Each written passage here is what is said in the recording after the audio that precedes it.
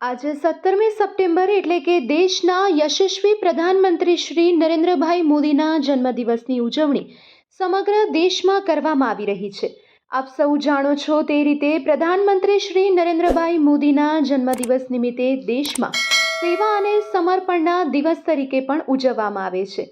નરેન્દ્રભાઈ મોદી વિશે એક વાત કરવામાં આવે તો તેઓની સફર એક સામાન્ય ઘરના બાળકથી શરૂ થઈ હતી। બાળપણથી જ તેઓ રાષ્ટ્ર સેવા માટે સમર્પિત હતા। તેઓએ રાષ્ટ્રીય સ્વયંસેવક સંઘમાં જોડાઈ સંગઠન, અનુશાસન અને દેશપ્રેમ શીખ્યો।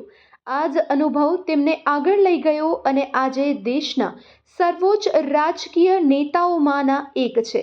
તેમના વિશે વધુ વાત કરવામાં આવે તો 7મી ઓક્ટોબર 2001ના દિવસે પ્રધાનમંત્રીશ્રીએ ગુજરાતના મુખ્યમંત્રી તરીકે પ્રથમ વખત શપથ લીધા હતા।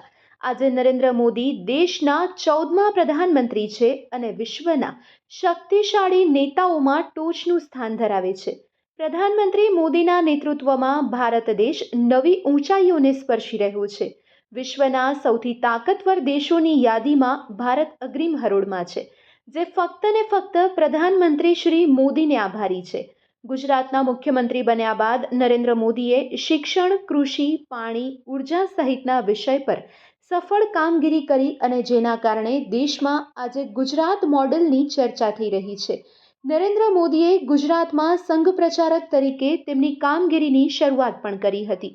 આ ઉપરાંત દેશમાં તેઓએ ઘણા બધા મુખ્ય કાર્યો કર્યા છે। જેમાં વાત કરવામાં આવે તો તેઓએ અનેક ઐતિહાસિક નિર્ણય લીધા છે, જેમ કે સ્વચ્છ ભારત અભિયાન, જનધન યોજના અને જેના દ્વારા લાખો લોકોને બેન્કિંગ સેવાનો લાભ મળી રહ્યો છે। તો મેક ઇન ઇન્ડિયા અને સ્ટાર્ટઅપ ઇન્ડિયા નામનું અભિયાન પણ તેઓએ શરૂ કર્યું। તો આત્મનિર્ભર ભારતનું વિઝન દરેક દેશવાસીઓને આપ્યું છે। આ સાથે જ આર્ટિકલ 370 એટલે કે 370ની કલમનો તેઓએ ઐતિહાસિક નિર્ણય લીધો છે અને આંતરરાષ્ટ્રીય સ્તરે ભારતને એક નવી ઓળખ અપાવી છે। આ સાથે જ 2014માં સમગ્ર દેશની આશાઓ વચ્ચે પ્રધાનમંત્રી જ્યારે ભારતના વડાપ્રધાન બન્યા ત્યારે સબકા સાથ સબકા વિકાસના મંત્ર સાથે તેમણે દેશને એક નવી દિશા આપી હતી।